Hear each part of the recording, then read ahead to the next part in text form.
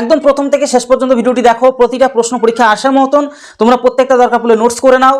Plus ভিডিওর মাঝখানে খুবই গুরুত্বপূর্ণ বিষয় নিয়ে আলোচনা করবো, সেগুলো ভালো করে মনোযোগ দিয়ে শিখে নাও।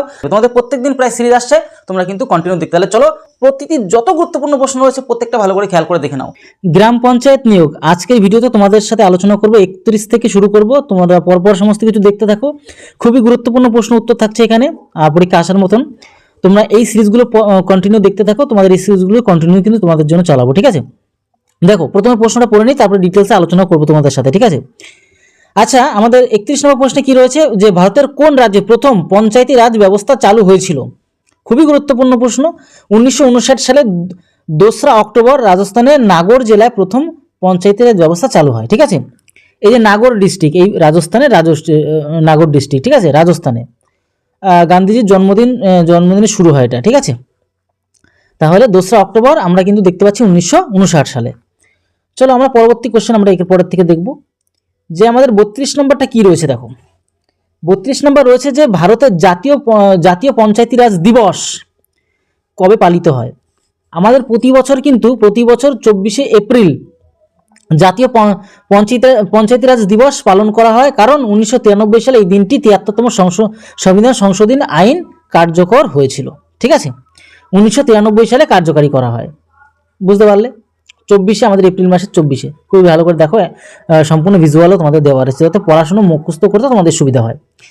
যখন পরবর্তী বিষয়টা আমরা চলে আসবো, এখান থেকে আমাদের কি রয়েছে এখানে, যে আমাদের রয়েছে প্রশ্ন নম্বর 33, যে গ্রাম পঞ্চায়েত যদি কোনো কারণে ভেঙে দেওয়া হয় তো তবে কতদিনের মধ্যে নতুন নির্বাচন করা বাধ্যতামূলক? সেটা হচ্ছে 6 মাসের মধ্যে। পঞ্চায়েত ভেঙে দেওয়ার তারিখ থেকে 6 মাসের মধ্যে তোমাদের কিন্তু পুনর্নির্বাচন করতে হবে, ঠিক আছে? গণতান্ত্রিক ধারাবাহিকতা বজায় রাখতে কিন্তু এই জিনিসগুলোকে করতে হয়, 6 মাসের মধ্যে করতে হবে ভোটের মাধ্যমে, ঠিক আছে? চলো পরবর্তী কোশ্চেন আমরা এখান থেকে দেখব, যে গ্রাম পঞ্চায়েতের আর্থিক ব্যবস্থা পর্যালোচনার জন্য প্রতি 5 বছর অন্তর কে রাজ্য অর্থ কমিশন গঠন করেন? সেক্ষেত্রে কিন্তু রাজ্যের রাজ্যপাল, মানে গ্রাম পঞ্চায়েতের আর্থিক অবস্থা যে পর্যালোচনার জন্য প্রতি 5 বছর অন্তর কে রাজ্য অর্থ কমিশন গঠন করেন? সেক্ষেত্রে কিন্তু রাজ্যের রাজ্যপাল, মনে রাখবি, ঠিক আছে? রাজ্য অর্থ কমিশন। চলো পরিবর্তন প্রতি 5 বছরে এটা হয়, ঠিক আছে?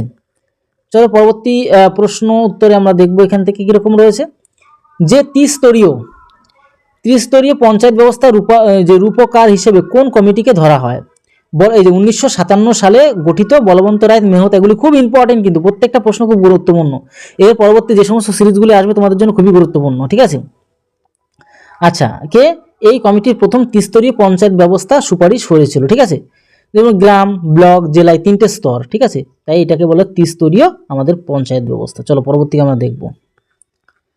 পরবর্তীটা কি রয়েছে তোমরা এখানে দেখতে পাচ্ছ, যে আমাদের রয়েছে সেটা হচ্ছে গিয়ে গ্রাম পঞ্চায়েতের তপশিলি জাতি মানে এসসি ও তপশিলি উপজাতি এসটির জন্য যে আসন সংরক্ষণের ভিত্তি কি? সেক্ষেত্রে কিন্তু সংগঠিত গ্রাম পঞ্চায়েতের এলাকার মোট জনসংখ্যার অনুপাত অনুযায়ী কিন্তু এসসি এসটির প্রার্থীদের জন্য আসন সংরক্ষিত থাকে, ঠিক আছে? সমানুপাতিক যে প্রতিনিধিত্ব কিন্তু করা হয় এখানে। চলো পরবর্তী প্রশ্ন আমরা এখান থেকে দেখব। দেখো, পরবর্তী প্রশ্ন হচ্ছে গ্রাম পঞ্চায়েতের নির্বাচনে কোনো প্রার্থীর জামানত, ঠিক আছে, বাজেয়াপ্ত করা হয় কখন? জামানত বাজেয়াপ্ত করা যে নির্বাচনে ওই কেন্দ্রে, দেখো, নির্বাচনে ওই কেন্দ্রে প্রদত্ত মোট বৈধ ভোটের 100 বা তার কম ভোট পেলে প্রার্থীর জামানত বাজেয়াপ্ত করা হয়, ঠিক আছে?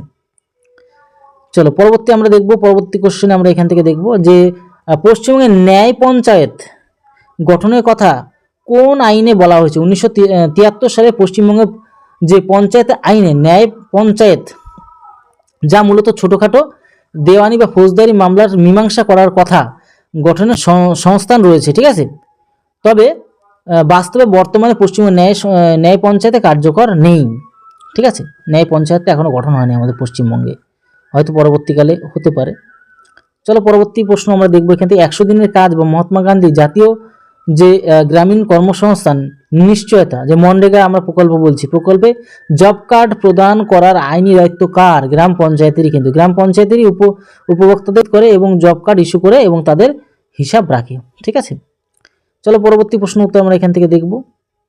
আমাদের এখানে কি রয়েছে, দেখো, গ্রাম পঞ্চায়েতের বার্ষিক বাজেট কে অনুমোদন করে?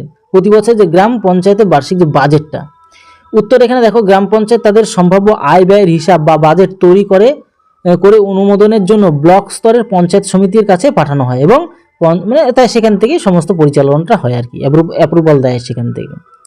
হ্যাঁ, তো পঞ্চায়েত সমিতি বা অনুমোদন করে, পঞ্চায়েত সমিতি তা অনুমোদন করে, পঞ্চায়েতের যে সমিতি রয়েছে তা সেটা কিন্তু অনুমোদন করে। কে অনুমোদন করে? পঞ্চায়েত সমিতি অনুমোদন করে। চলো পরবর্তী কোশ্চেন আমরা দেখবো এখান থেকে। দেখো এখানে কি রয়েছে, যে পশ্চিমে কোন জেলায় ত্রিস্তরী পঞ্চায়েত পরিবর্তে ভিন্ন ব্যবস্থা দেখা যায়? কোন জেলায়?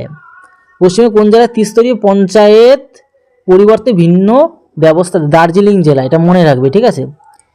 দার্জিলিং জেলায় এটা কিন্তু দেখা যায়। আমি আগের দিনও তোমাদেরকে বলে দিয়েছিলাম, কিন্তু কোনো কারণে আর কি জিনিসটা আবারও তোমাদের মানে রিভিশন হিসেবে থাকছে এটা। সেখানে যে গোর্খাল্যান্ড টেরিটোরিয়াল যে administration GTA, Gorkhaland territorial administration মানে জিটিএ থাকার কারণে সাধারণ জেলার যে পরিষদের বদলে মহকুমা পরিষদ ব্যবস্থা রয়েছে সেখানে, ঠিক আছে, জিটিএ থাকার কারণে। চলো পরবর্তী কোশ্চেন আমরা এখান থেকে দেখব। দেখো আমাদের এখানে কি রয়েছে, দেখো যে পঞ্চায়েত নির্বাচনে ভোটদানের অধিকার ভারতের সংবিধানে কি ধরনের অধিকার হিসেবে স্বীকৃত? এটি কোনো মৌলিক অধিকার নয়, এটি একটি বিধিবদ্ধ বা আইনি অধিকার, বাস লিগ্যাল রাইট, আর কিছুই না, ঠিক আছে? মানে মৌলিক অধিকারের মধ্যে নয়, কিন্তু বিধিবদ্ধ একটা বা আইনি অধিকারের মধ্যে কিন্তু এই জিনিসটা পড়ছে। এগুলো প্রত্যেকটা জিনিস নোটস করে রাখবে বা মনে করে রাখবে। গ্রাম পঞ্চায়েতের কোনো সদস্য যদি পরপর 3টি সাধারণ সভা বিনা নোটিশে বা বিনা অনুমতিতে অনুপস্থিত থাকেন তবে কি হবে? নিয়ম অনুযায়ী উপযুক্ত কারণ ছাড়া পরপর 3টি সভা অনুপস্থিত থাকলে ওই সদস্যের পদ খারিজ হয়ে যেতে পারে, ঠিক আছে? বিনা নোটিশে বা বিনা অনুমতিতে সেটা কিন্তু হয়, পদ খারিজ হয়ে যাবে এটা। চলো পরবর্তী কোশ্চেনের অ্যান্সার আমরা এখান থেকে দেখব। বলছে দ্বিস্তরীয় পঞ্চায়েত ব্যবস্থা চালুর সুপারিশ কোন কমিটি করেছিল? এগুলো কিন্তু খুব গুরুত্বপূর্ণ। 1977 সালে গঠিত অশোক মেহতা কমিটি মনে রাখবে। মণ্ডল যে পঞ্চায়েত এবং জেলা পরিষদ নিয়ে দ্বিস্তরীয় ব্যবস্থা সুপারিশ করেছিল, যদিও এটি গৃহীত হয়নি, কিন্তু লাস্ট পর্যন্ত গৃহীত হয়নি, কিন্তু সুপারিশ করেছিল। এগুলো পরীক্ষায় আসে কিন্তু, ঠিক আছে, প্রচুর পরিমাণে আসে। এবার চলো পরবর্তী কোশ্চেন। গ্রাম পঞ্চায়েত কি কোনো ব্যক্তিকে ব্যক্তিগত ঋণ প্রদান করতে পারে? না, গ্রাম পঞ্চায়েত কোনো ব্যাংক বা আর্থিক প্রতিষ্ঠান নয়, তাই তারা কাউকে সরাসরি আর্থিক ঋণ প্রদান করতে পারে না। তারা কেবল সরকারি বিভিন্ন প্রকল্পের সুবিধা বন্টন করতে পারে, ঠিক আছে? তো এই হচ্ছে টোটাল বিষয়। আর তোমাদেরকে একটা কথাই বলবো আজকের ভিডিওতে, একটা কথা না বলে দিলে না হয়। তোমরা যদি এরকম নোটগুলো পিডিএফ পেতে চাও তাহলে আমাদের কাছ থেকে কিন্তু অবশ্যই যোগাযোগ করবে, ঠিক আছে? একটা নিম্নতম আর কি কোর্সের মাধ্যমে প্লাস অঙ্ক রিজনিংটা তোমাদেরকে গাইড করা হবে, ঠিক আছে? তোমরা অবশ্যই কোর্সের মাধ্যমে জিনিসগুলো ক্লাস নিতে পারো, ঠিক আছে? আর তোমাদের প্রত্যেকটা চ্যাপ্টার ভিত্তিক বা অফিসিয়াল নাম্বারে যোগাযোগের মাধ্যমে তোমরা যারা এই গ্রাম পঞ্চায়েতের নিয়ে ভালো করে শিখতে চাও, পড়াশোনা করতে চাও, তারা অবশ্যই আমাদের এই অফিসিয়াল নাম্বারে যোগাযোগ করে সমস্ত জিনিসগুলোকে জেনে বুঝে প্র্যাকটিস করা শুরু করে দাও, ঠিক আছে? কারণ কি সময় হাতে বেশি নেই, চ্যাপ্টার অনুযায়ী শিখতে হবে। চ্যাপ্টার অনুযায়ী যদি না শিখতে পারো তাহলে আলটিমেটলি কোনো লাভ হয় না। ম্যাথ রিজনিংগুলোকে তোমাদের এই চ্যাপ্টার ভিত্তিক শেখাবো, অথবা তোমরা আমাদের এই অফিসিয়াল নাম্বারে ফোন করে সমস্ত বিষয়টা ডিটেলসে জেনে নাও, ঠিক আছে? এই বলার কেন হাতে বেশি সময় পাবে না, ঠিক আছে? এখন থেকে তোমরা যারা নিউ ফ্রেশার ভালো করে প্রস্তুতি নেবে, যখন তোমাদের সিলেবাস অনুযায়ী, কারণ রাজ্য সরকার কি বললো যে সিলেবাস সম্পূর্ণ নতুন হতে পারে, তোমাদের নতুন সিলেবাস অনুযায়ী তোমাদেরকে করাবো, কিন্তু এখন তোমাদের অঙ্ক ক্লাস শুরু হয়ে গেছে বা শুরু হয়ে যাচ্ছে, তোমাদের কিন্তু এখনই প্রিপারেশন নেওয়া শুরু করে দাও, ঠিক আছে? তো যাই হোক, এই কিছু বলার ছিল। তোমরা অবশ্যই যারা কোর্স নিয়ে ভর্তি হতে চাও তারা কিন্তু ভর্তি হয়ে যাও। তাহলে ভিডিওটা এলো, তার সময় পরিবারের সাথে ভালো থেকো, সুস্থ থেকো। জয় হিন্দ, জয় ভারত।